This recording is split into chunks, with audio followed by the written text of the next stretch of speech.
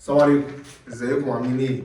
يا رب تكونوا بخير يا رب. وطبعا بقى النهارده الفيديو بتاع النهارده ده حاجه مختلفه خالص. طبعا بقى الخميس فهنبدع في كلمتين كده حلوين. طبعا انا قبل ما اتكلم ولا قبل ما اقول انا عملت ايه ولا سويت ايه ولا فين ولا الكلام ده، عندي كلمتين عايز اقولهم.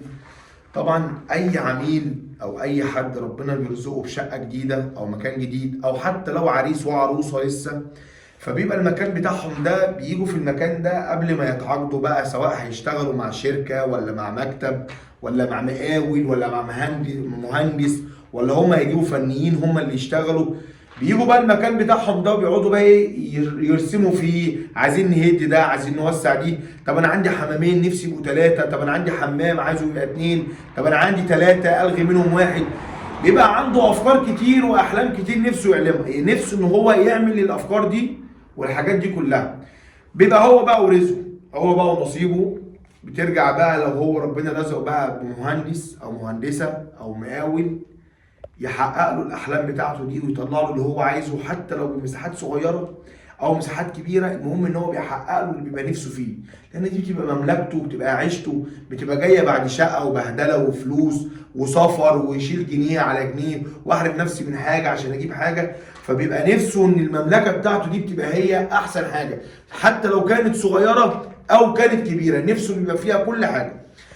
طبعا بقى المكان اللي احنا شغالين فيه ده، احنا شغالين بقى اشراف المهندسه نسرين عبده بتاعت يعني ايه ده مش اول موقع اعمله معاها، اللي بتعمل ما بيتعملش بمعنى اصح. يعني لما دخلت المكان هنا قعدت اضحك وقعدت اضرب كف على كف وقلت لها ايه، انا مش عارف اقول لك ايه. حاجه ما شاء الله عظيمه، وعملت حاجه كويسه على رغبه العميل، على طلب العميل. هي شافت العميل كان طالب ايه، هو والعميله طالبين ايه، وهي حققت اللي هم عايزينه، حتى لو كانت زي ما قلت بمساحات صغيره. المهم ان هي وفرت للعميل طلبه، ما قالتلوش ما ينفعش، ما قالتلوش ازاي. احنا في كومباوند سراي، اللي هو يعتبر على طريق السويس اللي بعد مدينتي، طبعا ناس كتير عارفاه. الكومباوند هنا احنا في نموذج في اس 2، فشغالين طبعا، فممكن تكون ناس تعرف النموذج اللي انا فيه ده، سواء عميل او حد يشتغل. هنشوف كده ايه اللي اتعمل. يعني انا هشرح شغلي واحنا بنصور كده هيبان الشغل اللي معمول في المكان ايه. هنا العميل كان طالب من الباشمهندسه عايز 4 حمامات، هو طالب كده. يعني هم العميل طالبين كده، طالبين حمام ماستر، وطالبين حمام للاولاد، وطالبين حمام للضيوف، وطالبين حمام للنانا. حتى لو الحمامين اللي احنا هنشوفهم دول جنب بعض، بس معلش استخدام الناني ده يبقى لوحده واستخدام الضيوف لوحده، ده طلب العميل. كل واحد زي ما قلت حر في مملكته، هو طلبه كده، دي حاجه بتاعته ترجع له، حريه شخصيه بتاعته، هو ده اللي محتاجه. الحاجه بقى اللي الجميله في حمام الماستر هنا بالذات، ان الحمام ده يعني كبر واتعمل دريسنج وتعدي الحاجات في المباني والفرش والمعماري والكلام ده كله. هنا بقى انا زودت حاجه من عندي، انا هبتدي بحمام الماستر. حمام الماستر هنا فيه شاور وفي حوض وفي بانيو بانوراما بيبص على الغرفه على طول، وفي التواليت طبعا. هنبتدي اول حاجه، ده الحمام الماستر، زي يعني هو في غرفه الماستر ده حمام الماستر زي ما احنا شايفين. لما جيت عملت معاينه، انا زودت حاجه، اقترحت على المهندسه نسرين حاجه، وهي الفكره عجبتها جدا، هي بس خدت الفكره وعملتها بحاجه تاني. جت طلبت مني قالت لي يا محمد احنا عايزين هنحط هنا طبعا يعني احنا علاقتنا ما بنبقاش مجرد ان احنا بنروح فنيين ونشتغل، لا بنقعد سواء عميل، حتى لو في فرش. انا دي طبيعتي، لو في فرش معمول، لو في تصميم معمول، انا طبيعتي ان انا بخش بحب اتناقش. طب ايه رايك نعمل كده ونعمل كده. والله ساعات في ناس بترجع انها ممكن تعجبها فكره، لان دي شغلانتي، انا كل يوم في المجال ده، فعارف الفرش ده يبقى شكله عامل ازاي والكلام ده. فبنتشاور مع عميل او مع مهندس، ايه راي حضرتك نعمل كده او نعمل كده.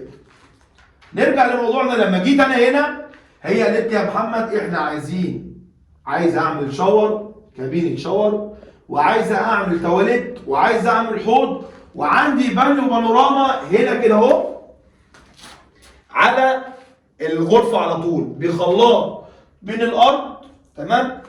وحاجه تاني كمان، انا عايزه ان الحوض يبقى في الوش وعايز البانيو في الاول وعايز اشوف المكان، يعني كان طلب كده جميل. قعدنا نفكر فيه ونجيب شمال ويمين ونقول طب نحط ده هنا ونحط ده هنا. ففي وسط الكلام سبحان الله ربنا لهمني، قلت له ايه راي حضرتك ان احنا يعني فكرتي ان احنا نروح عاملين حيطه في النص، نقسم الحمام ده ونخلي الحيطه دي هي اللي هنا. انا كان بدايتي معايا ان الحيطه دي تبتدي من هنا كده واروح حاطط الحوض هنا كده، يبقى الحوض على الحيطه دي، واخلي التواليت هنا ويبقى البانيو كده اهو والشاور هنا.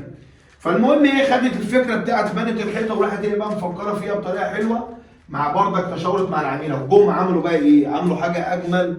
طبعا كل واحد سبحان الله بيبقى ليه نظره ويعني بتفرق. اللمسه الجماليه بقى بتاعتهم انهم راحوا عاملين، خلوا البانيو اللي جاي عندي ده، البانيو ده 1.5 متر، راحوا عاملين القطوع ده في سنتر الحمام اللي هو 150 سم، وراحوا عاملين السنتر ده 130. هيرفرف معايا البانيو 10 سم من هنا و10 سم من هنا. ورحنا بقى عاملين جبنا الشاور هنا، تعالى كده قرب معايا، راحوا جايبين كابينه الشاور هنا في المكان ده كده الاول. يعني هنا بقى الشاور ده الحمام، وهنا كده اتعمل الشاور بالبلاعه بتاعته بخلاط دفء بريم شاور نازل من السقف. طبعا احنا ما كسرناش في عمود، انا مش هتكلم انا عملت ايه في سباكه ولا عملت ايه، لاني يعني مش هقول عشان الفيديو ما يبقاش طويل، انا عارف ان هو يبقى طويل، بس انا هقول الافكار الجميله لما المهندس بيحب يخدم العميل وبيحقق له احلامه زي ما انا قلت. هنا طبعا انا ما كسرتش في العمود، معلش بقى موبايل المحاره استحملني يا عم مصطفى، هتربي في الجنب ده شويه عشان الجيل الخلاط جه معايا في العمود، فمعلش ايه طبعا ما كسرناش في العمود، فمعلش هتربي الجنب ده. اتعملت معايا هنا كابين شاور من غير باب، وممكن تبقى اوطى من الجزء اللي انا فيه ده بحوالي 2 سم عشان وهو بيستخدم. هنا بردك اللي حكمنا ان هنا في شباك، فطبعا ممنوع في الكومباوند اللي انت تعدل في اي حاجه في الواجهه. ادي الشباك، ادي كابينه الشاور هنا كده لوحديها، هاند شاور وريم شاور، دي كده الكابينه مفيش حاجه قدامها خالص. دخلت انا كده من هنا داخل استخدم، دخلت للكابينه بس. وعندي البانيو هنا البانوراما بالخلاط بتاعه، خلاط من الارض اهو اللي هو الخلاط التركي مش الجروهي. الخلاط ده بحوالي 8000 جنيه ومظبطينه زي ما احنا شايفين، ده العادي، ناس كتير عارفه بيركب ازاي وبيتعمل ازاي، مش هنقول، ممكن نبقى نقول في التشطيب وبيركب ازاي عشان ما نطولش عليكم. ورحنا عاملين هنا برضك مجرة شاور هتبقى موجوده هنا في ظهر البانيو، عشان لو في ميه وقعت ولا في حاجه ما تجريش بقى كده ولا كده، يبقى في هنا حاجه تقابل الميه وتاخدها معاها.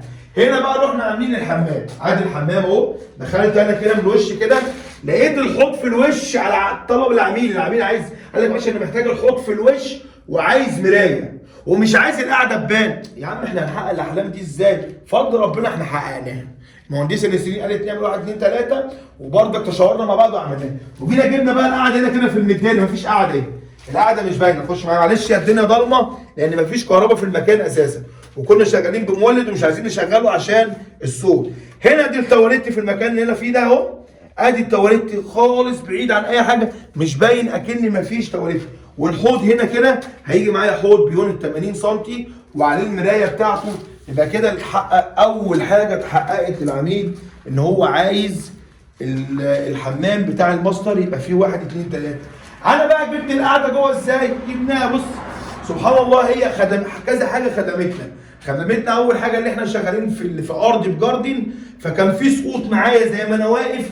الحاجه الثانيه لو كان في حاجه محتاجه في الخرسانه اللي في الارض دي كنت بعرف انضفها والكلام ده. ده التواليت اساسا كانت الشركه مدخلالي مكان التواليت معايا هنا بالظبط في المكان ده. دي كانت تقسيمه الحمام، احنا ودينا التواليت الناحيه الثانيه، عدلنا الدخله كانت طالعه من الارض، قطعنا، المهم وديناها هناك وعملنا الميول كويس عشان ما اطولش عليكم. دي اول حاجه اتحققت معايا للعميل. عامل طبعا هنا في دريسنج كبير، ده مش موضوع انا مش هتكلم وهقول احنا عملنا ايه.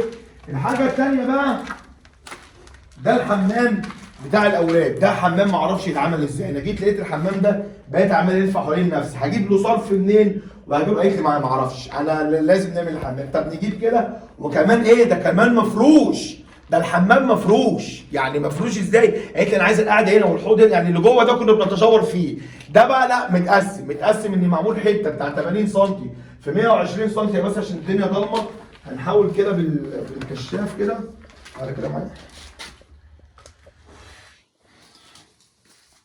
ادي اهو ده اتعمل شاور صغير هنا كده بباب سكوريت بردك بنفس الكلام بخلاط دفن والكلام ده كله. ادي مكان الشاور والتواليت مكانه هنا، وادي مكان التواليت والحوض بردك في الوش يبقى بالمرايه وبتاعته. طبعا ده حمام كده اتبنى ولا كان ليه صرف ولا كان ليه اي حاجه. مكان الحمام التاني كان فين؟ مكان الحمام التاني كان جاي في المكان ده اللي هو احنا اساسا اتعمل مطبخ بردك. اتعمل مطبخ ازاي ما اعرفش.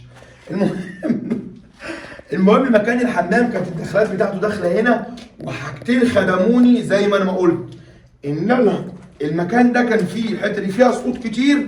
هي سبحان الله مشيت من عند ربنا. المكان ده كان فيه سقوط كتير، والحته دي بس الصغيره دي بتاع حوالي 2 متر كسرت لها في الخرسانه حاجات بسيطه عشان الميول، عشان الشرب بتاع بره ما نجيش نعمل مواسير ويجي المبلط يعلي ومنسوب الشقه يوطى والكلام ده كله. طبعا عملوا هم بقى شفاط وعملوا ايه والكلام ده، طبعا ده شغلهم اللي عملوه. انا بتكلم على سباكه وعلى اللي عملته وعلى ان مفيش حاجه اسمها ما تنفعش لو ينفع في الاصول بتاعت الصنعه وما تعملش مشكله.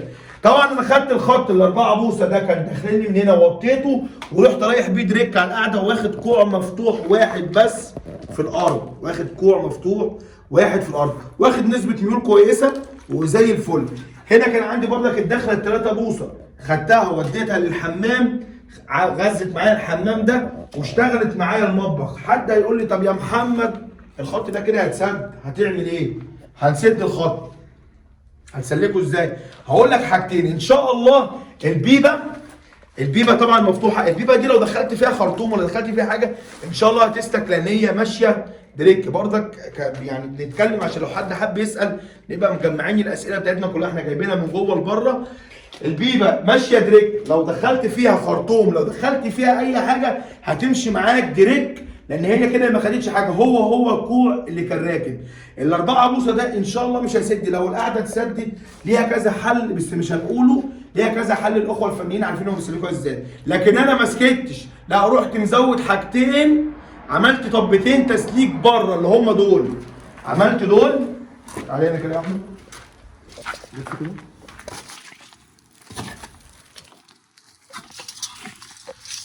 رحت عامل دول معايا، عملت هنا دي اهو، ركبت مشترك عكس على فكره، ركب معايا مشترك واي عشان لو الاخوه الصناعيه عرفوا يسالوني يعني. هنا على فكره الجليتراب برضك في القريب، ركبت هنا مشترك واي عكس، وفكيت ان دي طب التسليك ان انا لو فتحت دي ودخلت اي حاجه معايا هتسلك معايا من جوه الخط ال3 بوصه دريك. والكوع ال4 بوصه ده عملته بباب.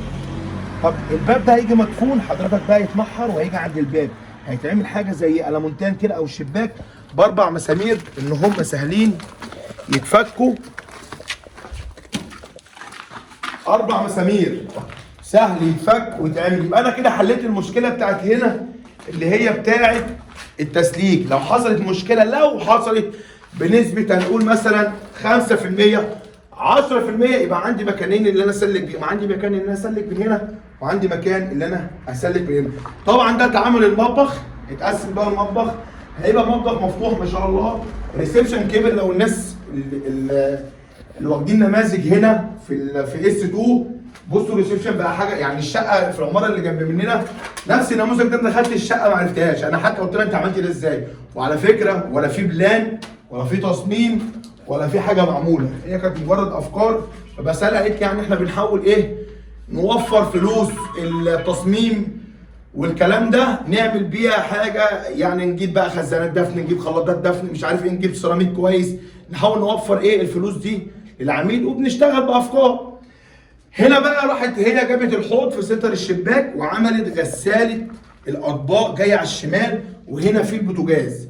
راحت بقى عامله المكان ده زي ما احنا ما شايفينه كده، هتحط فيه الثلاجه ودي فريزر وهيبقى فيه دولاب للكلام ده كله. حد برضك عشان انا كنت حاطط ال4 خزانات هنا، لما نزلت الصوره بتاعتي حد دخل قال لي خلي بالك، تعالى هنا كده بعد اذنك يا عم، عشان بس قبل ما انسى، انا ما رضيتش اقيسها لحضرتك وابعتها لك، فانا بس بمسي عليك فيها. قال لي خلي بالك هتلاقي الجنب ده من فوق لتحت في حوالي 5 سم، يعني المباني دي بارزه عن الجنب ده 5 سم. انا بمسي عليك وبقول لك بص يا باشا قرب كده بقى عشان تجيب له المتر. من هنا لهنا دي اهي 75 سم، ادي المتر اهو 75 سم اللي فوق اهو. انزل تحت معايا اخر نقطه، اخر في تحت اهو كام باينه؟ باينه 75 سم. باشمهندسه نسرين بتقول لك شكرا. هي ايه طلعت لك في الفيديو اهو على اللايف، ولا عدلنا ولا عملنا اي حاجه، مفيش حاجه باينه ان هي متكسره. المهم نرجع لموضوعنا. هيجي هنا معايا ايه؟